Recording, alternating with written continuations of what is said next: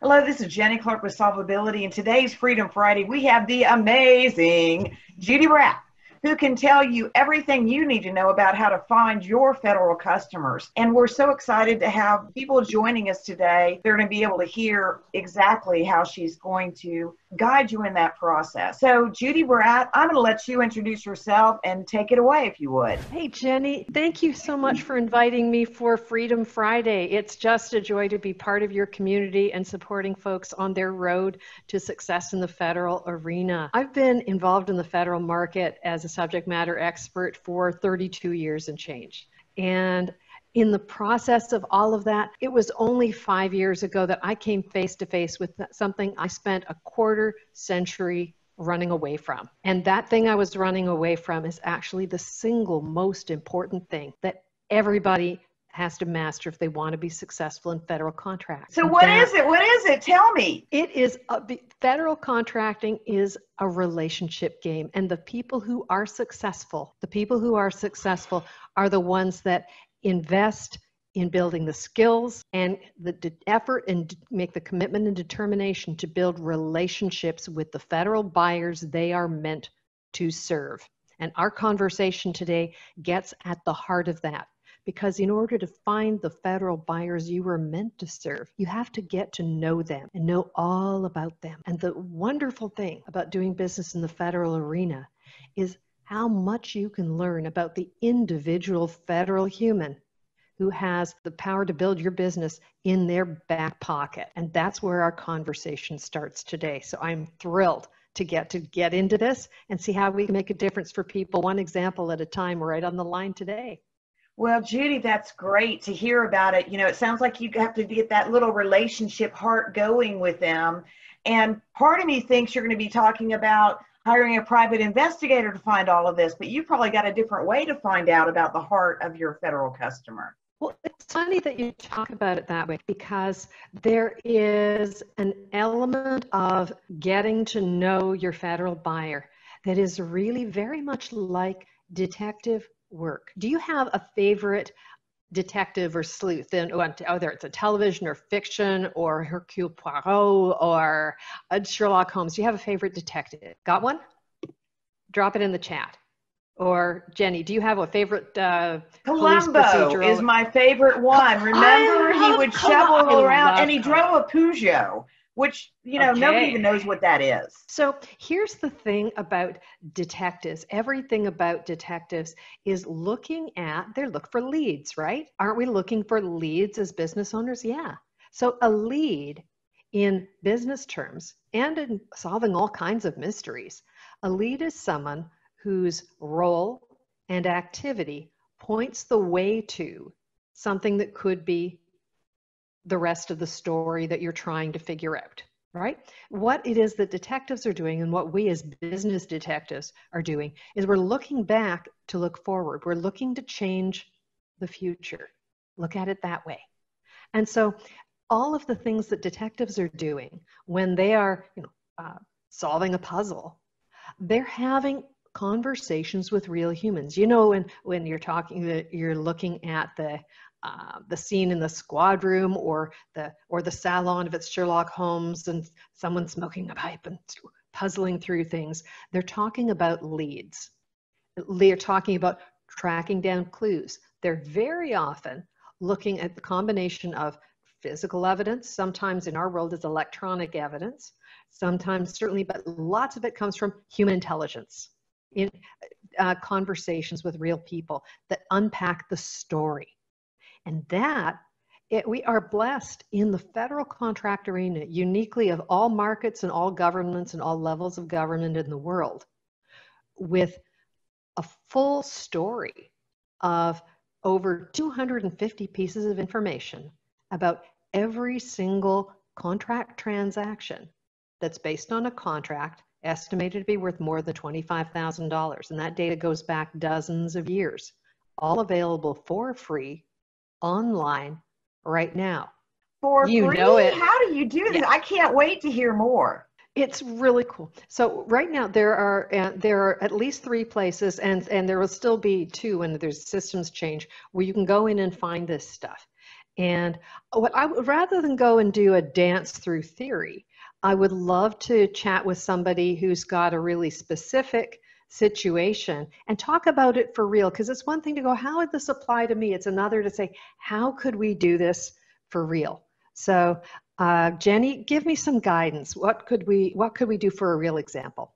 I think it would be really cool to do a search for Stephanie about how she's going to find audit work for these PPP audits, because I've been talking about these PPP loans and all kinds of stuff. And that's how I met Stephanie. She's got all this expertise, and she could start with that, couldn't she? Yep, sure. Absolutely right. And Stephanie, I think, was also talking about getting all excited about having a supportive response from the Small Business Office and Health and Human Services. So, and Health and Human Services is one of the federal agencies that was just given a boatload more money and a whole lot more responsibility to carry things out. And so that means there are many, many opportunities for us as small business owners to serve, to offer expertise, products, and services that federal buyers and program managers need to carry out that extra load of responsibility. So it's where it all comes together. I want to introduce the concept of the players at all the layers. There are 5 different layers or buckets of people. Every single place you want to win a federal contract. If you're on the call or if you're watching this video later, you want to write these down. All right, so here we go. Number 1, small business specialist. Your small business specialist, with very few exceptions, is not your buyer. They are tremendously helpful, and oddly and paradoxically, the more work you do, the more helpful they will be for you. But they are not the ones who have the power to award a contract almost ever. Second layer, contracting. That includes contracting officer, who has a power that the President of the United States does not have, the power to bind the government of these United States to you and your company in a contract to deliver products or services under specific terms and conditions. In that contracting bucket also includes the contracting specialist, who does a lot of the paperwork and might be the point of contact, might be the one who enters contract data as well. Could include somebody in layer number 3, which is prime contractor. The prime contractor could also be dual-hatted. They could have a .gov or a .mil email address and business card on a contract to provide acquisition support services. So your competitors or a competitor could also be in the account as a contractor. Bear that in mind. All right. So recap: small business specialist, contracting, primes, then a whole bucket or layer of end users.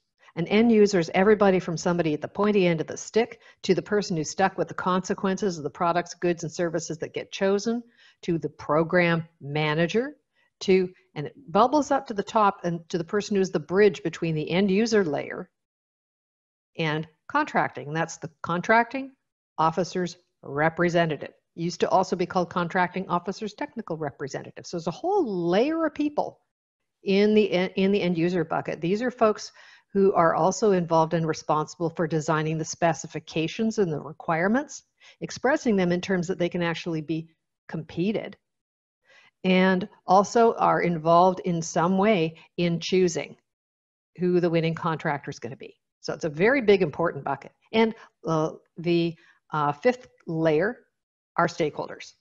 Stakeholders are often the people who are making speeches on stages at conferences. They are everybody from cabinet secretaries, associate secretaries, deputy assistant secretaries, down, and they can be the chief information officer, chief human capital officer, deputy CIO. They have senior positions. You think of them, when you think of them as stakeholders, I love the description that my friend Eileen Kent gives. These are the people who are tied to the stake and tarred and feathered when things go tango uniform. They're not signing the contract. So when you get, it really rattles my chain when somebody gets all excited, but I'm going to go to this conference. I'm going to pay lots of money because I'm going to see all these people, the big names. And going, guys, these people are not the ones who are going to award you the contract. You need to find out. They're important, but if you get to sit beside them at the conference, if you're fortunate, you have relationships in that agency already, and the most important thing you can tell them is that based on your experience, their people are doing a great job. But the last thing you want when you meet a stakeholder is to ask them to take you by the hand and walk you down the hall and plop you in front of somebody who actually buys what you do. This is like being set up on a blind date. You really don't want to have that experience because you're just basically kind of going in covered with stakeholder drool. You're not a really attractive date when that happens. They're going to talk to you because they have to, but you haven't built the relationship. You haven't earned the right and the interest. That's you may think that's an easy way to plop in. There is no way to do this, but building relationships from the ground up or from an introduction from somebody who already knows them and trusts them and has worked with you and knows you and loves you. So Judy, that is so important. And I know that Emily Harmon and I have had a lot of conversations on that. Emily, can I get you to pop in for a minute? Hi. Yeah, Hey, I would just say I completely agree with what Judy's saying. So many people will want to go meet with the senior high up person, and they are not the decision makers on a particular requirement. It's the actual program manager managing that requirement and the contracting officer. Those are the people you really need to meet. And I loved Judy's analogy of they're covered with stakeholder drool. That's exactly true. It's like, okay, fine, we'll meet with this company because General or Admiral so-and-so said we have to, but and then people wonder why they never get to another meeting. That would be why you tried to take the shortcut. This has been good. So how can we get back onto the federal data diving? Because I know that Stephanie's like, Jenny, what are we going to get there? What are we going to get there? Okay. All right. So let's do this thing. Okay. I'm going to see if I'm going to work without a net now. So I'm going to do something improvisational. It's going to be scary. May I share a screen for a second? Yes. Alrighty. So we're on beta.sam.gov. Okay. Got it. So, alrighty. So I'm going to start here and I'm going to do sign in. Yeah, do me. Okay, send me things. I'm going to go into the contract director here. So, alrighty. All award data. I'm going to look for contract opportunities first. Okay. So I'm just going to look for the word audit just for kicks. There's a lot of different words. Stephanie, is there any one of these line items that looks a little juicier than any other ones right now? Oh, audit and financial management services. Okay, cowabunga. Let's see what we got. Management, yeah. Well, 99,913 results. Obviously, there's no market for what you do at all.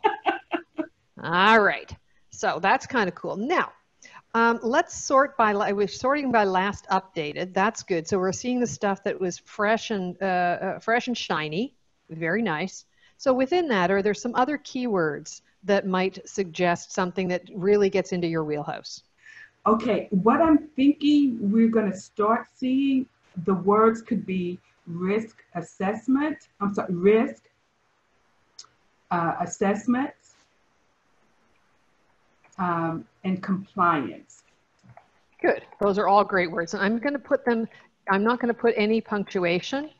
So if there any of these words is in here separately, we're going to add those to the search. Okay. And let's see if we can add these. And I'm going to hit enter. And if I make a mess, I make a mess. And we're down to just 11,000 results. Boy, that helped. Okay. And so I'm going to sort by date once again. So we just got the recent stuff. Okay. Great. So what we can do here, we can save this search, okay, which I'm not going to do right now, but if you do save the search, all right, then you want to save it with the name, including the words that you use to set it up so you know what the heck is in the search. But what you can't, so one of the things that you can see, I'm going to go to into an individual contract, or into an individual opportunity record, because there's a couple of pieces of information that are really critical, okay? So just with this one, plant and laboratory equipment. It's active. Okay, this is helpful. Award details, contract award date. So this was an actual award. Fascinating. Okay, contractor awarded. Contractor name was Machine Tool Marketing in Bixby, Oklahoma. All right, fine. So sometimes you get awards, sometimes you get upcoming opportunities. So something that we could have set up was something that just looked at upcoming, but I'm glad we have the past one. And so here's why. What do you see here? Contacts. With the net. Yes. So I want to emphasize to everybody who's here that when you are on beta.sam.gov and you see something that looks like what you do, and there's less than 30 days to go. And it's set aside for the kinds of for your business categories. And you don't know the buyer, and you don't know the budget, and you don't know the incumbent, and you don't know the history. Your odds of winning are in the single digits. Mm-hmm. Okay, so the single most valuable piece of information here is this, the point of contact. You have a primary and a secondary point of contact. Excellent. You're going to start to create, we talked about data diving and data mining. You want to start putting together a spreadsheet. This is not rocket science. You create the columns that have the same kinds of columns as your average database of contacts does. First name, last name, organization, email address, title. But you're also going to have a column for notes. And the notes column, wrap the text and just dump all of the other things and notes and ideas and thoughts that you've got, things you find out about that person there. You can create another column for their LinkedIn profile. So here we've got a name, a primary point of contact, Robert Roulousanis. Robert Roulousanis in area code 670. All right. Now, and Scott Hansen. We don't know anything about them other than that they both have a Navy.mil email address. All right. So this is first place to data mine. Now, one of the other, the Navy, for example, then has email addresses that this one is in the clear. So sometimes an email address will have a partial first name, or it may have other, in Veterans Affairs, they'll put digits in there that aren't necessarily email addresses. You can email right away when you're looking in contract awards. But the contract opportunities, that's one place where you can mine data. When you see these contract notices, I want to encourage you to peel out the points of contact so that you are, instead of looking at what can I bid, you are shifting your activity, what you're noticing, and you're asking the question, who is my buyer? Who is my buyer? Because you want to find out, what else does he buy? And who else, now you happen to know here, who else he likes. He's just awarded a contract to machine tool marketing for something, which may or may not, which had the word audit in it somewhere. Who knows why? So you'd have to read all the rest of the things to know why auditing came up. This doesn't look like it has to do with auditing, but something. Okay? You with me so far? Yes. Okay, so current contract opportunities, that is one of your places to mine data. Another place, and we're just at the tip of the iceberg here, that I love to go and find this information.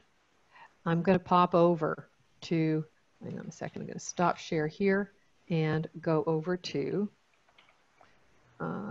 data.sound. I'm going to go back over to here and change chunks of what I'm looking for and look at contract data. Contract data looks for past contract awards. Information about contracts that have already been won by someone. To go forward, look back.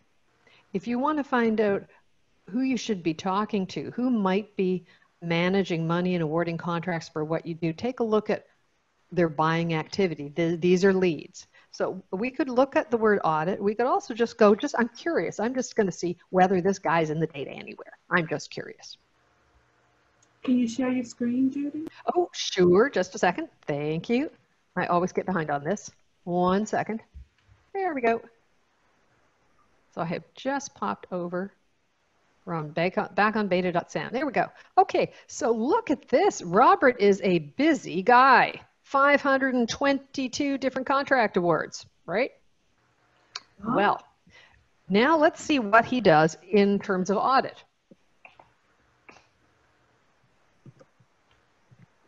So we want to make sure that it's this guy and lots. So he is still involved in some way in a whole lot of contract awards. Now this goes back to 2005. So let's sort by date. Let's see what he's been up to recently.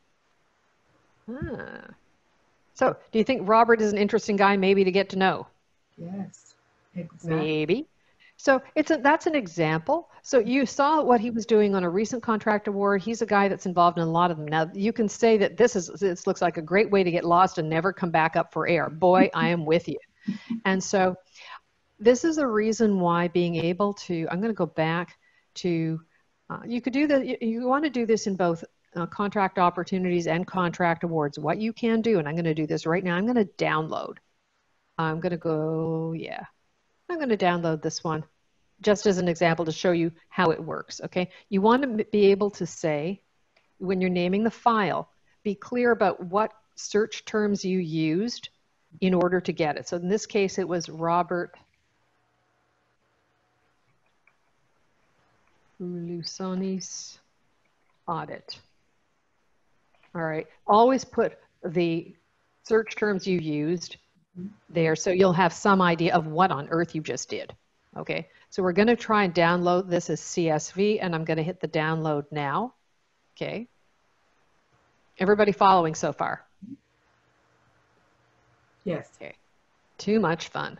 What I love about this, Judy, is I would never have thought, why don't I find somebody that has a lot of activity to award? So this is brilliant. Awesome. I've never done that either. There's a lot of ways to do this. So I'm going to go and switch shares now. I'm going to go over and I'm going to show you exactly what it is that we got when we download. Now this is ugly. My goodness. So I'm just going to go, and this is the CSV file. So I'm just going to save this as an Excel workbook instead. And I'm going to save it to my desktop just so that I don't totally lose it. I'm going to save it for now. So I'll show you what you got here. Okay. And so I'm going to make this just a little bit bigger. All right. And format the data in a way that makes me happy, because I want happy data. I'm going to, can you see the Excel spreadsheet? Yes. All right, great. So I'm going to take this out to 200% to make it easier to see. Is that a little better? That's fine. Yeah. All righty. So then I'm just going to highlight the top row, and I'm going to take the whole spreadsheet, and then I'm going to go over and do sort and filter. Now notice that row 1, suddenly you got all these tiny little down arrows, right? These are your filters. So you can sort things. So exciting. Now you can also go and you want to format this thing in a way that you can auto fit column width so you can see things suddenly. So all of those strange notation things go away. All right. So now this is just a little bit of the data that you can get. So notice what we don't have here. We don't have many fields. I said there were about over 250 data fields that you can access. If you're doing a quick search, you don't get all of them. In order to get all of them, you have to go, I'm going to go back over to beta.sam.gov. So I'm going to do a reshare. All right.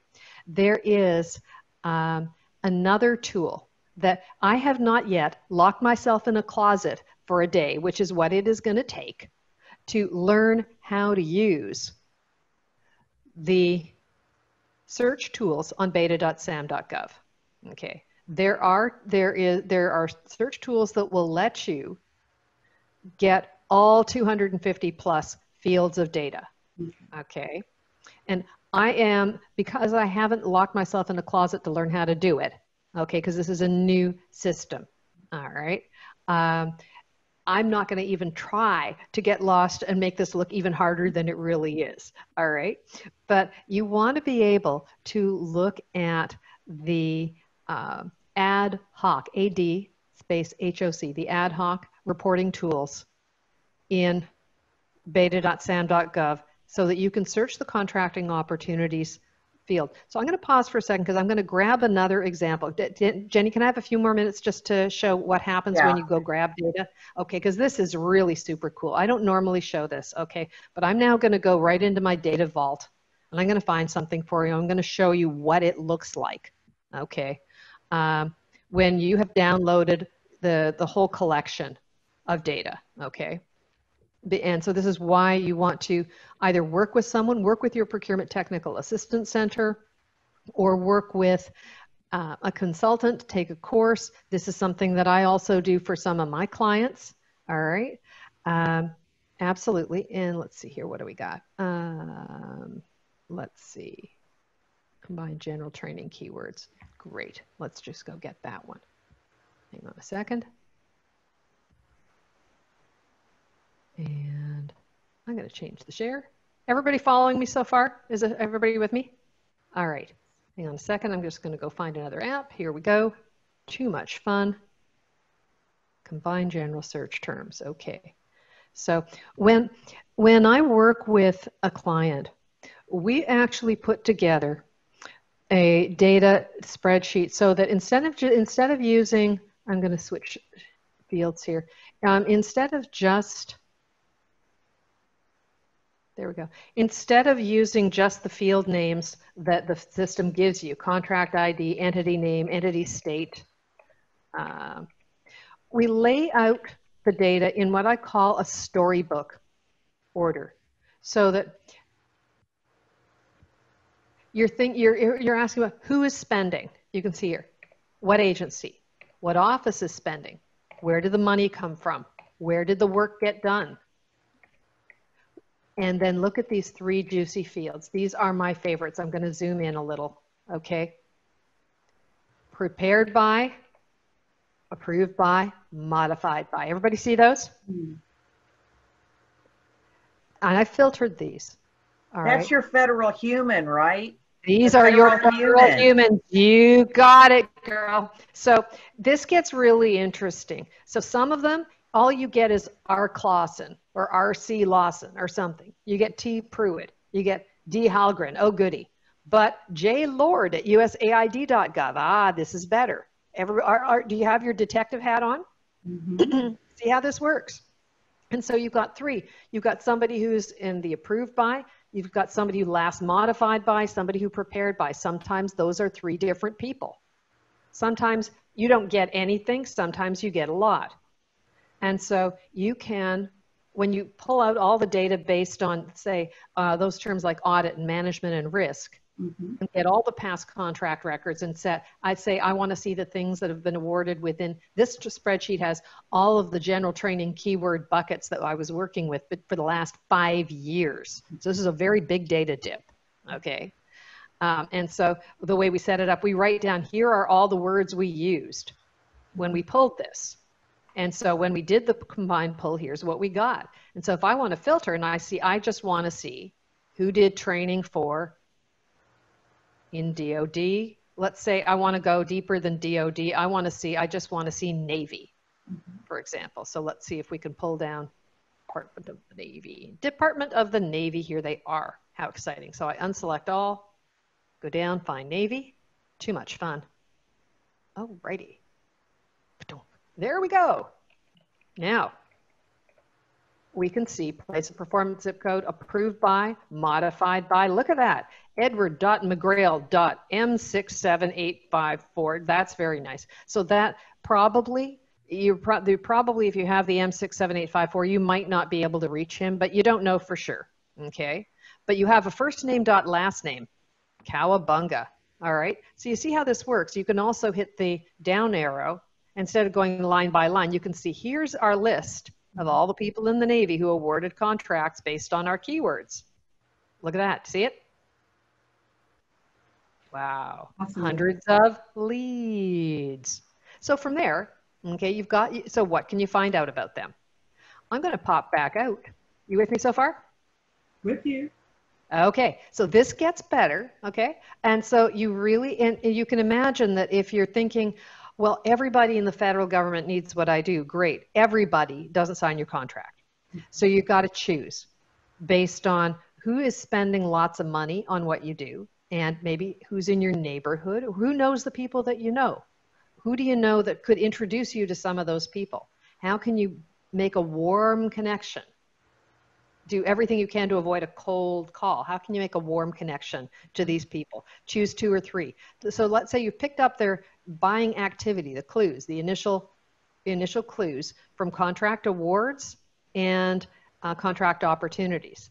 Then let's we want to pick a name. So